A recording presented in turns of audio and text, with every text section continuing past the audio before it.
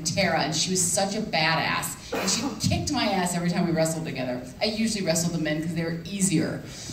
So Tara wrestled in this event, and he needed some other women. And he's like, okay, do you want to do this? And I was like, yeah, of course I want to do this. So it was at a strip club, and so we would wrestle at a strip club for $75 a week, and it would be in bra and panties matches. So the loser would have to strip down to their bra and panties, and I was like, well, I'm never going to do that. I'm not going to strip. And he's like, oh, we'll always win these matches because you'll be wrestling Tara, who is my other wrestler that is also a stripper. And I was like, great. So I did this for several weeks for $75 a week. I would wrestle in these matches, and I would always win, and Tara would always lose, and then she'd strip down to her bra and panties. Well, one week, Steve couldn't show up, so Chris showed up. And Chris was in practice. He was learning to be a wrestler, but he was also learning to be a ref. So he was calling all the matches this week at the strip club, Pinups, which, if you don't know, it is a fantastic strip club over by the DeKalb Farmers Market. So this one particular week, Chris is our ref, and in any good match, the face is never just winning the whole match. They're up and they're down, and you never know who's going to actually win until the very end, and the face always wins until this match. And Tara had me pinned, and Chris calls it. And so Tara wins, so I lose, which means I have to strip down to my bra and panties. And I'm like, wait, whoa, whoa, whoa. I'm a very modest person. I didn't see my parents' legs until they were way into their 60s. My mom wears like a suit to bed. So most people would be fine with this. It's just bra and panties. But I'm like, oh my God, I have to strip in front of all these people. But it's a Tuesday night. That's why they have wrestlers at the strip club, is to get people in. There's one older guy that was always there. His name was the Senator. That's what I called him. He was an older, very distinguished black gentleman. The only person watching, thank God. So I lose and I have to strip. I'm wrapping up, I promise. So I have to strip down to my bra and panties, which is terrifying to me, and I'm thinking, oh my God, I'm wearing my Hanes Herways. and a bra I've had since like 92. And so I get, and I'm not wearing clothes for stripping, I'm wearing a t-shirt, so I like do this number where I just like hold it and pull my arm in, like wiggle out of this fucking outfit. And then I take my pants down, realizing I never took my shoes off. So then I'm just standing there in my bra and panties like, what do I do? And so I turn around and I do the motor booty, which you don't need your feet for, you just gotta move your knees back and forth really fast. And the Senator looks at me and he goes, all right.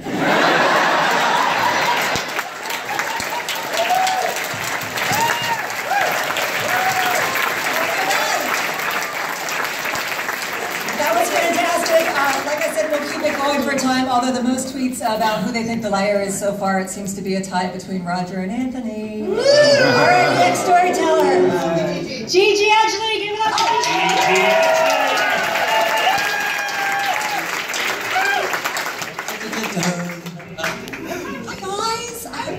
Speak Australian, otherwise this is going to be very tricky. I've been with my man for over a year and he still says, just text me, I have no idea what you're saying. So I'll speak slowly and clearly. My beautiful family is crazy. We are carnies. I grew up with a circus. My dad would travel all over the world, but mostly in Moscow. And he would handpick beautiful acts, and he would make a circus, and he would tour them around the world. So we lived in this big, beautiful house, and my mum and dad were very young. They were about 23, 24, and they were very successful. They brought out Baryshnikov, Nureyev, the Bolshoi Ballet, Marcel Marceau. They also brought out rock bands and theatre shows and everything. So we had this big, beautiful, beautiful, huge house, and my dad collected these big vases, the huge Chinese vases, and he just produced this film called Farlap, and he was throwing this huge, huge party, and Mum and Dad were doing up the house and everything, and I have 7 brothers and sisters, but my older sister is my idol. And I wanted her to be my best friend, so she'd make me do everything for her. And say, oh, and I said, will I be your best sister? She goes, you'll be my best sister. So she goes, sheesh, lift me up into this vase. And I was like, I don't want to. And she goes, come on, G, lift me up to the vase. I'm like, will I be your best sister? She's like, you'll be my best sister. I'm like, okay, cool. So I'm like, yeah. And then she stands on my back and my shoulders and I lift her up to the vase and she takes a crap. And then she gets off and I'm like, and she goes, go, right away. And then sure enough, a few days go by and Dad's like, what the fuck is that smell? And he figures it out and he comes up to me and the other sisters and my face is like probably as red as it is now and he's like, who did this? And Cappy goes, you'll be my best sister. And I was like, I did it. And to this day, my dad thinks I dumped in the vase. Before this point, and I realise why I may have had some issues growing up, it's only the beginning. My mum was the publicity side of it all, right? So she was the amazing Princess Australia, and she went into the lions' cages with the Moscow Circus, and she'd be there with the bikini and the Princess Australia, and snuggle into the lion and all that jazz. And when Kiss came out, actually, she would do all the parties for them, organise all the parties. And good old Gene Simmons had a bit of a crush on Mum. This was before I was even around, so I'm going to rewind it back a bit.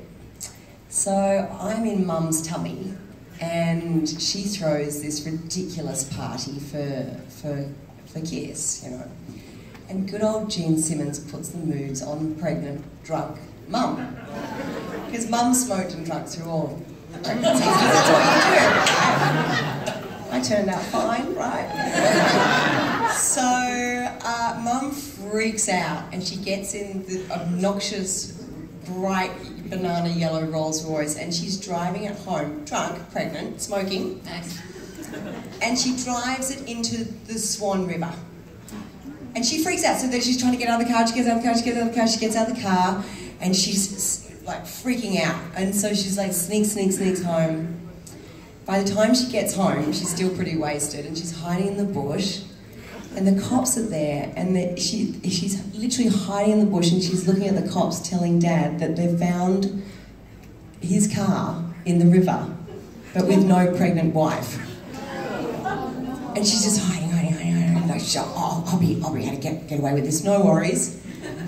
So anyway, the cops finally go, all that jazz, and she stumbles up, and Dad's like, where the fuck were you? And she's like, well, and explained the whole story about Gene Simmons.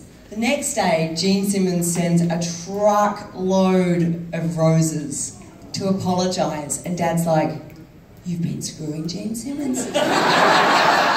My mistaken identity is I may be Gene Simmons' kid. Yeah.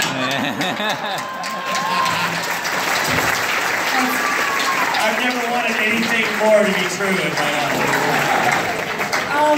With that story, people are now thinking that Gigi's the liar. Here, and more pictures of Electric Circus. All right, give it up for Eddie McClintock.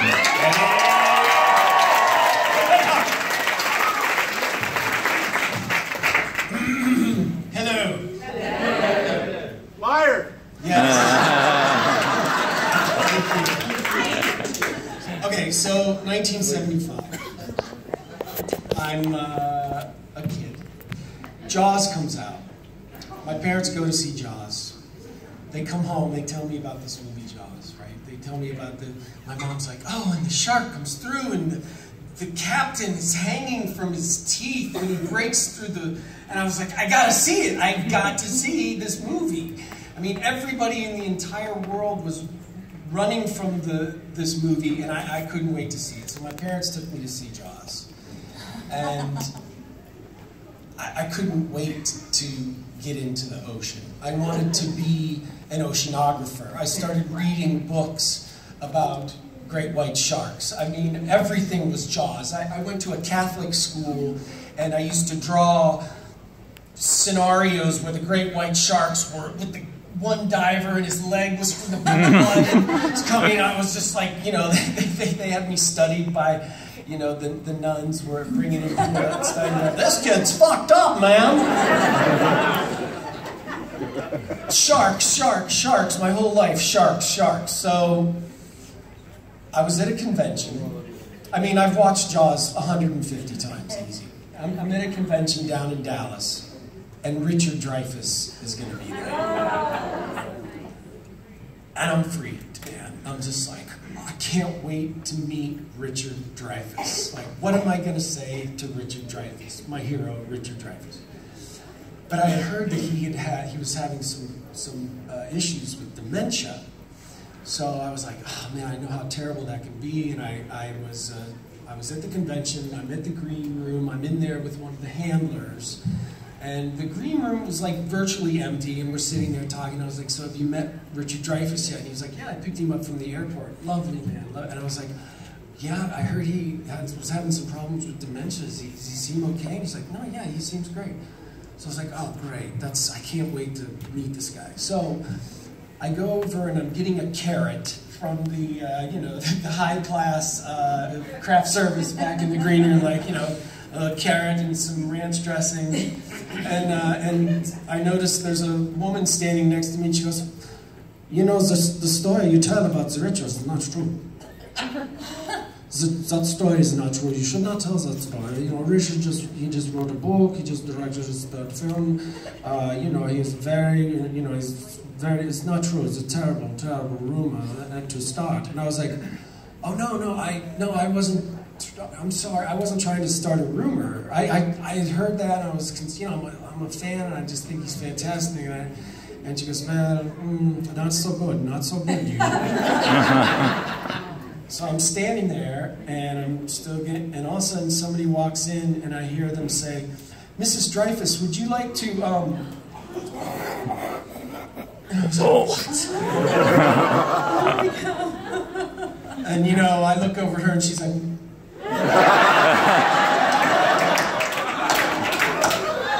so I go over, and I'm like, oh my God, Mrs. Dreyfuss, God, I'm so sorry, my name's Eddie McClintock, I'm on this show, and I had heard these things, and he's meant so much to me my whole life, and I'm so sorry. And she's like, well, not a nice story to tell. So I go over and I sit down. By then, my castmate Saul Rubinek is there, and I start telling him, and he's like, you stupid asshole. He's like, only you, Eddie, you stupid asshole. And I'm like, I know, can you fucking believe it? Can you believe it? And then in walks Richard Dreyfuss. And I'm sitting there, I'm like, oh my God, there he is, man. And Saul's like, go over, he's a great guy. So I was like, okay, I'm going, here I go, I'm fucking going. So I walk over and I'm like, hey, Mr. Dreyfuss. Hi, my name's Eddie McClintock. I'm on this show, Warehouse 13. That's why I'm back in this green room. But I just want to tell you, I'm such a huge fan of yours, and your work has meant so much to me. And Jaws it's meant so. But I'm not like a weird stalkery fan. I'm not like a weird stalker or anything like that. You want to see my tattoo?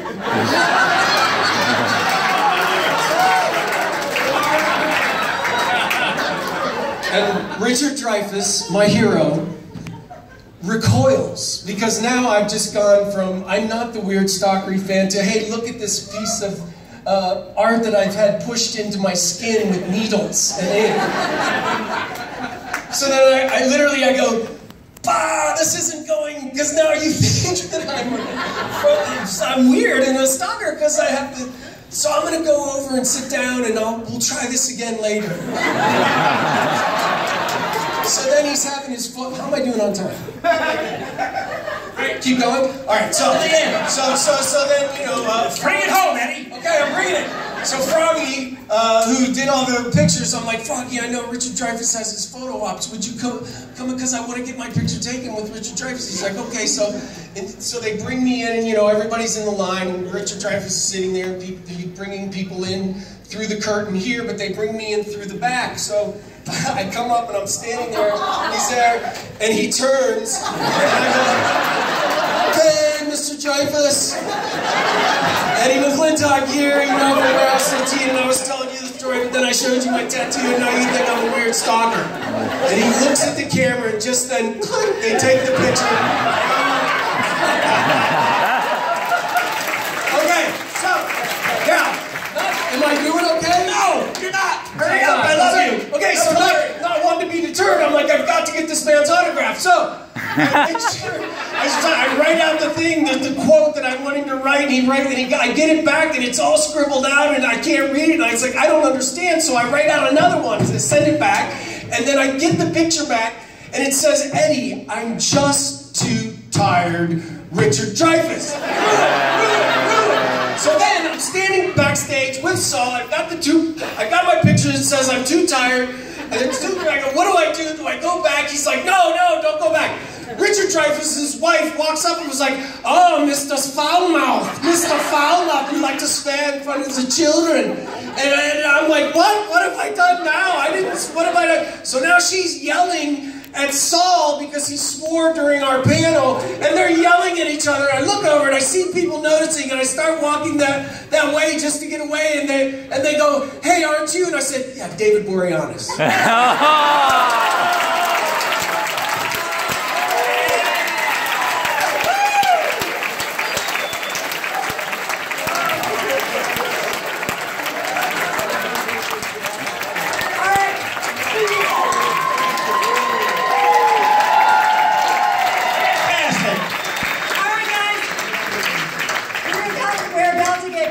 So I can't go over the wonderful Twitter love Eddie's getting right now.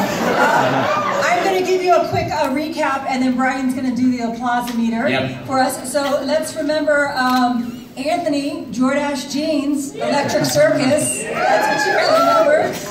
Melissa J. Firestone of Dark Matter Audition, and the Silver Fox said he was J. Firestone. Roger Cross, fake baseball player. Fake baseball player. And a brush with, I'd like to say a brush with a criminal syndicate. Almost a statistic. And Amber's wonderful wrestling story with Steve Platinum. And Gigi, oh my gosh, your mom.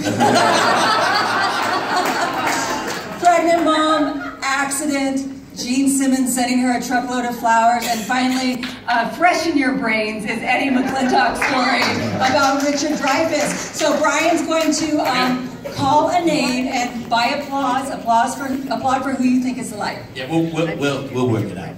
All right, we'll just start right here because I'm closest to this bad man. Who here thinks that Eddie was lying? By applause. Wow. Eddie, they like you.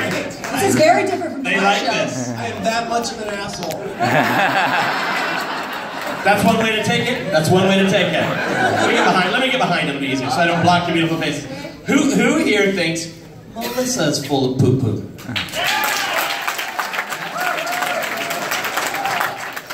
Roger?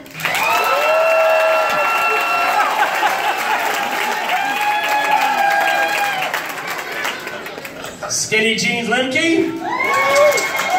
Oh, they like you, baby. Who here thinks Amber is lying? And Gigi? It's clear.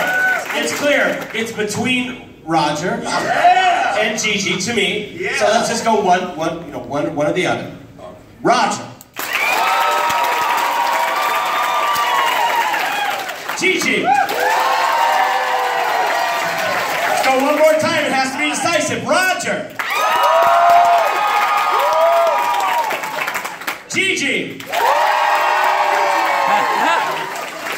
All right. So, Aubrey, take it away. Okay. Go for it.